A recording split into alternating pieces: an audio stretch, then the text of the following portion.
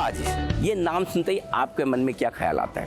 सिर्फ दो, एक वो आगरा का सुप्रसिद्ध ताजमहल और दूसरा ताजमहल होटल्स। जी हाँ, नाम हो टाटा की ग्रुप का और ब्रांड हो ताज की तो फिर कहना ही क्या।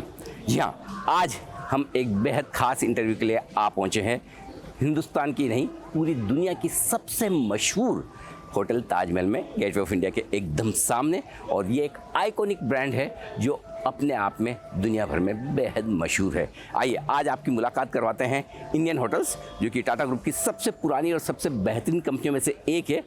उसके एमडी और सीईओ पुनीत चटवाल साहब हमारे साथ कार्यक्रम में शामिल हो रहे हैं। पुनीत सर, बहुत बहुत स्वागत है आपका जी बिजनेस पर। धन्यवाद हमें समय देने के लिए। और आज ये बड़ी खुशी की बात है कि ताज जैसी इस आइकॉनिक प्रॉपर्टी में, इस बड़े ऐतिहासिक होटल में आपके साथ इंटरव्यू करने का मौका मिल रहा है। Thank you so much sir. Thank you sir, मतलब अभी तो मुझे ऐसा लगता है कि आपसे बिजनेस के बारे में क्या पूछना है। इतना बढ़िया समय कभी आपने लाइफ में पहले कभी सोचा था कि वाकई में हिंदुस्तान के लिए, हिंदुस्तान की होटल इंडस्ट्री के लिए ऐसा भी समय आएगा कि आपको ये सोचने की ज़रूरत नहीं कि बिजनेस कहाँ से आएगा, बस ये देखना है कि बिजनेस संभाले कैसे? देखिए, ये सवाल तो बहुत अच्छा है, लेकिन हमारी याददाश्त थोड़ी कमज़ोर है, क्योंकि आज से 3 साल पहले जो उसके पहले 2 साल गुजरे थे कोविड के, उसमें हमारा रेवेन्यू ज़ीरो भी था जी।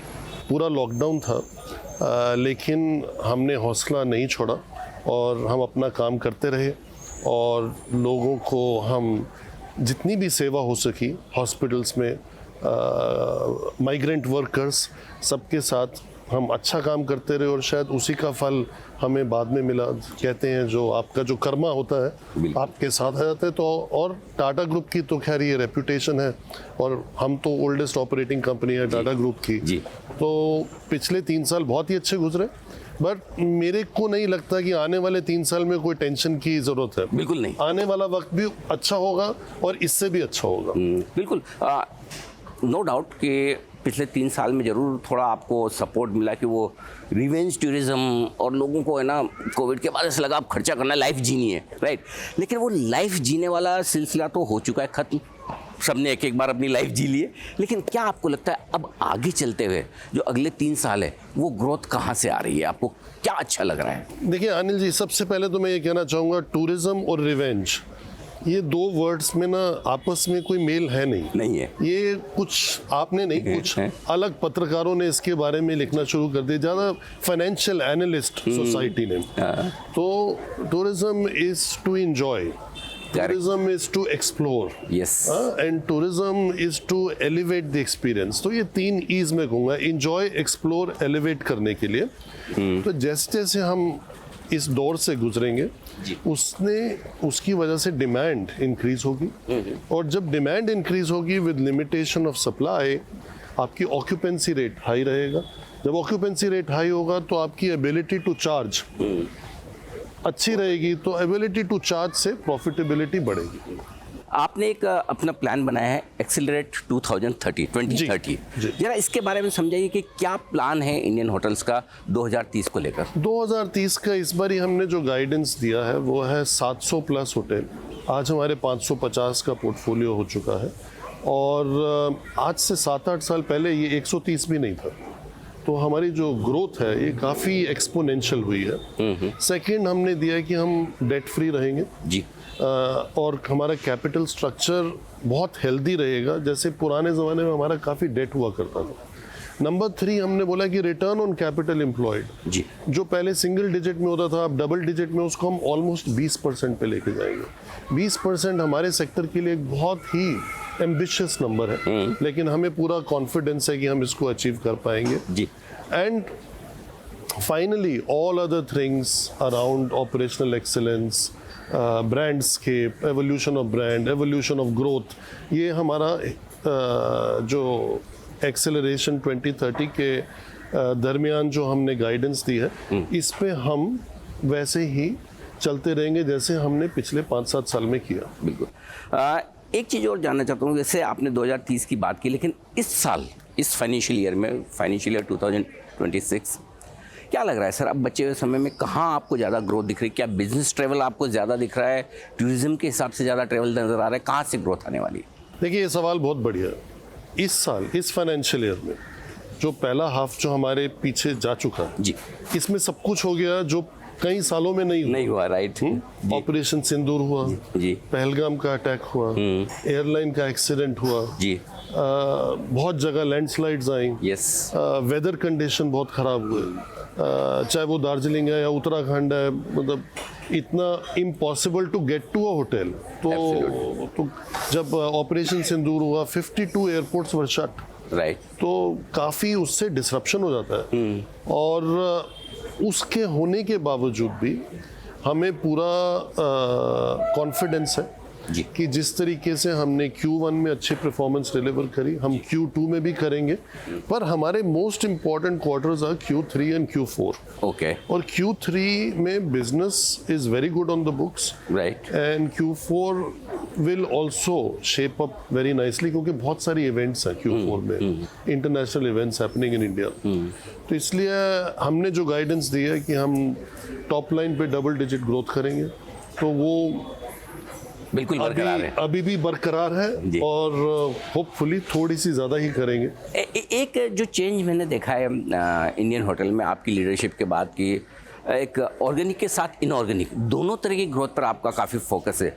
हाल ही में आपने ब्रिज हॉस्पिटलिटी इसे एक्वायर किया है, ज़रा समझाइए इसके बारे में कि इसके पीछे क्या ऑब्जेक्टिव है और ताज को, आई मीन इंडियन होटल्स को किस तरह से इसका फ़ायदा मिलेगा। देखिए, कहीं पे हम लोग एक ब्रांड पे फिक्सेटेड रह गए थे और वो था सिर्फ ताज जी, पर कंपनी का नाम था इंडियन होटल्स, राइट। जब जमशेदजी टाटा ने ये कंपनी बनाई थी तो whole idea was to make a hotel for Indians जी। अब इंडिया की पॉपुलेशन इतनी बढ़ गई पिछले 135 साल में, जब उन्होंने ये कंपनी बनाई और 1903 में ताजमहल होटल खुला जी, और उसके बाद हमने कई ब्रांड्स ऐड भी किए, पर उस पर उतना फोकस नहीं किया। Ideas were good, but maybe the execution, because of maybe 9/11, maybe because of terror attack of 26/11 और global financial crisis, वैसा नहीं हो सका जैसा कि हम चाहते थे। तो जब मैंने मैनेजमेंट टीम के साथ अपनी स्ट्रैटेजी रिव्यू करी, तो we realise that comprehensive brand management के साथ we can capture a larger market share, right. वो हमने किया।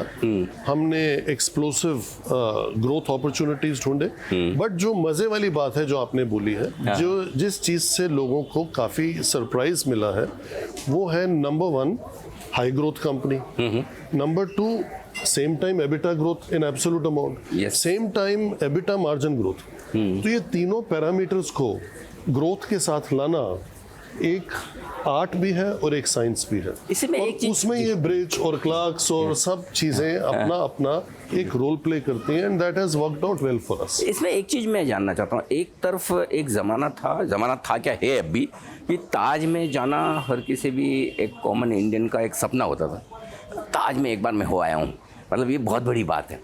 लेकिन अब जिस तरह से ताज लगभग हर शहर में है, हर जगह है, एक शहर में कई जगह है, क्या आपको लगता है कि कहीं ऐसे ब्रांड डाइल्यूट होने का खतरा है ताज का? देखिए, पिछले 5 साल में ब्रांड फाइनेंस ने ताज को इंडिया का strongest brand across all sectors, that means insurance, banking, everything put together rating दिया। 4 बारी पिछले 5 साल में वर्ल्ड स्ट्रॉन्गेस्ट होटल ब्रांड बना जी। तो अभी तक तो डाइल्यूशन नहीं हुआ है। लोगों ने ताज को ऋषिकेश में उसी तरीके से वेलकम किया जैसे ताज चिया कुटीर को करसियोंग में जी, और गुरास कुटीर को गैंगटॉक में, या ताल कुटीर को कलकत्ता में। तो अभी हाल ही में जो हमने ताज पुरी में खुला है वो भी बहुत बढ़िया है। तो हमारी इसके पीछे जो साइंस है वो ये है कि हमें स्पिरिचुअल डेस्टिनेशंस में ग्रो करना है। ओके, स्पिरिचुअल डेस्टिनेशंस और on a all time high, उसमें हमें बाकी ब्रांड्स भी ग्रो करने हैं, जिंजर को भी ग्रो करना है, बट ताज का जो है main focus has been Rishikesh, Puri, इस तरीके के डेस्टिनेशंस। ये बड़ी इंटरेस्टिंग बात बताई आपने कि अब ताज को डबल किया दिए हमने। अब इस साल के एंड से पहले हमारा बनारस में होटल का साइज डबल हो जाएगा, because demand is so strong. वो काशी विश्वनाथ टेम्पल का पूरा एरिया ही चेंज कर दिया। और रिलीजियस टूरिज्म जो जिस तरह से बढ़ रहा है, जिस तरह, तो अब सिर्फ ताज सिर्फ एक बिजनेस होटल्स या उसकी तरह नहीं, बल्कि रिलीजियस डेस्टिनेशन पे भी बहुत स्ट्रॉन्ग, बहुत स्ट्रॉन्ग। एक चीज़ और बताइए, आपने एनिक और साथ ही प्राइड, ये कुछ और ब्रांड्स एक्वायर किए, क्या इसके पीछे क्या थॉट प्रोसेस है? क्योंकि पहले कई सालों तक मतलब ऐसा था कि आप अपनी होटल्स बनाते हैं, अपने ही करते हैं, लेकिन अब धीमे धीमे आप एक्विजिशंस की तरफ काफ़ी एग्रेसिवली जा रहे हैं। जो ग्रोथ स्ट्रैटेजी होती है ये होती है बाय ब्रांड, बाय जियोग्राफी और किस किस्म का आपका कॉन्ट्रैक्चुअल अरेंजमेंट है। तो जब हमने जिंजर ब्रांड पे फोकस किया कि देखिए जिंजर ब्रांड जो है is for 500 million people in India. हम कहते हैं कि इंडिया की पॉपुलेशन 4-5 साल में 1.5 बिलियन होगी, उसमें से 50% is not relevant for hotel business, let's say only 750। Right. उस 750 में 500 million can only afford mid scale hotels. तो जिंजर में हमारे आज की डेट में बिना AN की और प्राइड के 70 होटल्स थे ऑपरेशन में और 30 से पाइपलाइन में डेवलपमेंट में। By adding this plus another multi unit deal हमारे अगले साल के एंड तक 250 जिंजर होटल हो जाएंगे। 250 जिंजर होटल। तो उससे ये सेगमेंट में स्केल चाहिए होता है। यानी कि हिंदुस्तान में अगर किसी भी आदमी को ये चाहिए कि मुझे इस शहर में जाके ताज में ठहरना है तो उसकी इच्छा पूरी होगी। ताज या ताज के पोर्टफोलियो के ग्रुप के होटल्स में वो इच्छा ऑलरेडी 200 प्लस डेस्टिनेशंस में पूरी हो रही है। Hopefully by 2030 300 plus destinations. International plans बताइए सर, वहाँ पर क्या प्लान है कि किस तरह की ग्रोथ वहाँ से आ रही है? देखिए इंटरनेशनल हमने काफ़ी देर तक स्लो बर्नर पे रखा था क्योंकि ग्रोथ इंडिया में थी जी। प्लस हमारे को अपनी बैलेंस शीट और कैपिटल स्ट्रक्चर पे काम करना था। अब हम आहिस्ता आहिस्ता इंटरनेशनल की तरफ भी थोड़ा सा ध्यान देना शुरू कर रहे हैं। सो हमारा ताज, पहला ताज यूरोप में फ्रैंकफर्ट में फरवरी में खुल रहा है। अच्छा। ताज हेसे-शोहोफ। Okay. This used to be the house of the prince of the state of Hesse. अच्छा।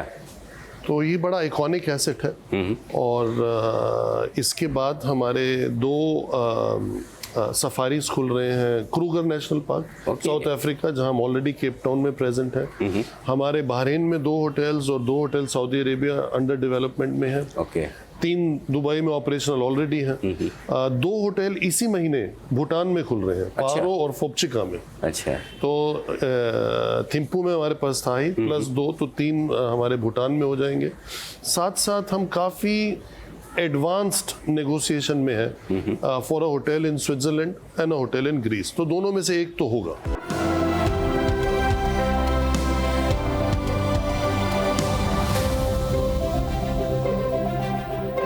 आइए कुछ जानने की कोशिश करते हैं ताज होटल्स, इंडियन होटल्स, इनके MD और CEO पुनीत चटवाल साहब के बारे में।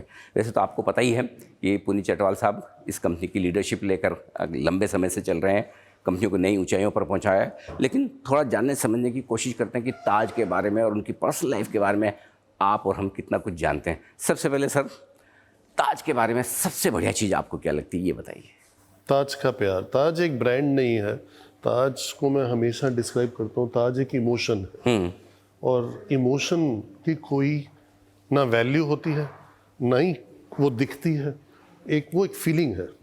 तो ये मुझे भी नहीं मालूम था, इसका एहसास मुझे ताज ज्वाइन करने के बाद ही हुआ। ये थोड़ा सा मुश्किल सवाल है, कौन सी ताज सबसे बेस्ट है? कौन सा ताज? नहीं, मेरे लिए आसान है। मैं हमेशा बोलता था कि जो ताज सबसे मुझे ज़्यादा पसंद था वो था ताजमहल होटल दिल्ली, मानसिंह। अच्छा, दिल्ली ताज मानसिंह। क्योंकि होटल सेक्टर ज्वाइन करने का डिसीजन मेरा उसी लॉबी में हुआ था। अच्छा, इसलिए खास 1980-81 में। और वहीं पे बहुत वक्त बिताते थे हम। रात को घर से पैदल ही आ जाते थे और रात को 12 बजे 1 बजे वो एक नया दौर था कॉफ़ी शॉप्स का। तो वहाँ मचान कॉफ़ी शॉप से शुरुआत हुई। फिर जैसे जैसे मैंने होटल सेक्टर में आगे तरक्की पाई और देखा तो लेक पैलेस उदयपुर में काफ़ी फेवरेट हुआ, most photographed hotel in the world. पर अब हाल ही में पिछले 3-4-5 साल में आई हैव टू से रामबाग पैलेस जयपुर ने बहुत ही कमाल करके रख दिया है, सर्विस में, स्टाइल में, और ताज को एक अलग ऊंचाइयों पे लेके गया। इन तीनों एग्जाम्पल्स देने के बाद फिर भी जो हमारा टेम्पल ऑफ हॉस्पिटैलिटी है वो ताजमहल पैलेस मुंबई था, है और हमेशा रहेगा। और यहीं से शुरुआत हुई थी, इसके बिना बाकी सब कुछ होता ही नहीं। तो इसलिए एक फेवरेट चुनना मुश्किल है, but at the moment I would say Rambagh palace in palaces and Taj Mahal tower and palace in tower and palace. Absolutely. आप पर दिल में अभी भी वो जो जगह है मानसिंह की, वो शुरुआती दिनों की बात है बिल्कुल। लेकिन आप एकमात्र इंडियन है, पहले नहीं मैं कहूँगा, एकमात्र जिन्होंने एक इंटरनेशनल लग्जरी चेन होटल्स की आपने लीड की है। जरा वो बताइए, वो असाइनमेंट कैसे आपने लिया और उससे क्या फ़ायदा हुआ आपको? देखिए, ये भी एक बड़ी दिलचस्प कहानी है। एक हम मिडिल क्लास में पैदा हुए, बड़े हुए, बड़ा शौक था यूरोप में पढ़ने का। सोचा कि अगर फ्रेंच जर्मन सीख लेंगे तो शायद कोई स्कॉलरशिप मिल जाए और हम बाहर चले जाएंगे। तो मेरे साथ दोनों ही हुआ। तो फ्रांस में मेरे को अपनी मास्टर्स करने में स्कॉलरशिप मिली, तो पहले मैं फ्रांस गया और बाद में मुझे जर्मनी में जॉब मिली, तो मैंने जॉब जर्मनी में शुरू करी। फिर मैं बहुत साल ब्रसल्स में रहा। तो ये कहना काफ़ी सही होगा कि अभी तक सी लेवल जॉब जो है, मेरे ख्याल में होगा शायद कोई एक दो जिनको मैं जानता नहीं हूँ या ज़्यादा दुनिया में लोग जानते नहीं, बट पिछले 20 साल से जिसका सी लेवल टाइटल है, पहले चीफ डेवलपमेंट ऑफिसर था मैं रेजिडोर ग्रुप, जिसे आज की डेट में रेडिसन कहते हैं फॉर द वर्ल्ड, एंड उसके बाद मैं चीफ एग्जीक्यूटिव ऑफिसर बना for the most traditional German hotel company called Steigenberger, जो हर साल 2 इंडियंस को 70s में चांस देती थी वहाँ पे आगे ट्रेनिंग करने के लिए जर्मनी में। तो जब उस कंपनी का जब ऑफर आया टू बी CEO, तो मना नहीं किया गया। तो 5 साल मैंने वहाँ बिताए और फिर उसके बाद से इंडियन होटल्स कंपनी यानी कि ताज ग्रुप में। तो इसका मतलब ये 8 साल से। इसका मतलब ये कि आपको बहुत सारी लैंग्वेजेस आती होंगी फिर तो? एक ज़माने में तो बहुत आती थी, आज की डेट में 5। English, Hindi, Punjabi, German and French, और पुराने ज़माने में इटालियन और जापानीज़। थोड़ा टेस्ट लिया जाए आपकी लैंग्वेज, फॉरेन लैंग्वेज? ज़रूर करिए। The best and the biggest business channel Zee business, जरा किसी भी लैंग्वेज में ट्रांसलेट करके बताइए। Der größte und meist bekannte Nachrichtenkanal in diesem Geschäft ist Sie Business. क्या बात है। और ये लैंग्वेज कौन सी थी? ये जर्मन थी। क्या बात है, वंडरफुल, फर्स्ट क्लास। वैसे तो आपने खुद ही बता दिया कि समय कम मिलता है, लेकिन फिर भी जब भी जितना भी थोड़ा बहुत समय कभी मिलता है तो फेवरेट पास टाइम क्या है? फेवरेट पास टाइम अगर आसपास कोई आपके स्टीम साउना ऐसी चीज़ का कुछ एक्सपीरियंस मिले, बिकॉज मेरे को थोड़ा सा साइनस इश्यूज हैं, तो वो आपका सब कुछ खुल जाता है and that is also good for health to sweat, and वहाँ पे ज़्यादा बातचीत नहीं होती उस एरिया में, शांत रहता है आदमी। तो वो that is one of my favourite pass time. अगर कोई बीच का लोकेशन हो तो नंगे पाँव उस पे नहर पे और सैंड पे चलने का मेरे को बहुत शौक है। मुझे पता चला कि आपको कुकिंग का भी शौक है जी। आपकी फेवरेट डिश खाने वाली नहीं, बनाने वाली? अब थोड़ा वक्त चेंज हो गया है और वक्त के हिसाब से मिलता नहीं। मेरी कोशिश यही होती है कि जो भी डिश हो वो सिंपल हो, easy to cook, easy to eat and done in maximum 15 minutes. तो मेरी कोशिश ये होती है कि जो भी कुछ हो मैरिनेट करके ग्रिल में डाल दो, ना गैस रेंज ज़्यादा खराब होती है, टेस्ट भी अच्छा आता है, and you can put anything and get it grilled in an oven, and it could be vegetarian, it could be non-vegetarian. That's what I prefer. पुराने ज़माने में हाँ बहुत देर तक, जैसे अगर आप मटन बना रहे हैं तो उसको भूनते रहें तो वो अलग ज़माना था। तो अब वो उसके लिए मेरे पास वक्त नहीं। लेकिन खाने के लिए फेवरेट क्यूजिन आपका, आपको बनाना ना पड़े, सिर्फ खाना ही है? मेरे को बहुत शौक है खाने का। यूरोपियन क्यूजिन, यूरोपियन में इटालियन एंड फ्रेंच, उसके बाद एशियन में Japanese and Chinese. Obviously Indian remains your all time favourite. जो आपकी जो यादें हैं, चाहे वो सिंपल पूड़ी छोले खाने की हो या राजमा चावल की, वो तो चेंज नहीं हो सकती। Once in a while that has to be there, but generally I like a lot Europe, because 30 साल यूरोप में गुजारे तो वो खाना तो 30 साल काफ़ी लंबा समय। तो ऐसे में फेवरेट ट्रैवल डेस्टिनेशन आपकी? South of France, Spain, Italy are my all time favourite. Lovely. मैं बहुत सारे MD CEOs के इंटरव्यू कर चुका हूँ पर्सनली, कई मतलब सैकड़ों, may be in thousands also, लेकिन एकदम नीट एंड क्लीन, एक एक चीज़ आपके अपीयरेंस और अटायर के बारे में मैं देख के कह सकता हूँ कि लगता है आप पर्सनली इस पर अपना बहुत समय बिताते हैं। मैं समय नहीं बिताता, बट ये एक बचपन से हॉबी रही है। अच्छा खाना है, अच्छा दिखना है। अच्छा खाना, अच्छा दिखना, अच्छा पहनना doesn't have to be most expensive, but it has to work. Doesn't have to be all branded. या आप अपना ब्रांड भी खुद बना सकते हैं अपने स्टाइल के हिसाब से। तो वो एक कह लीजिए एक हॉबी समझ लीजिए, इज क्लोथिंग।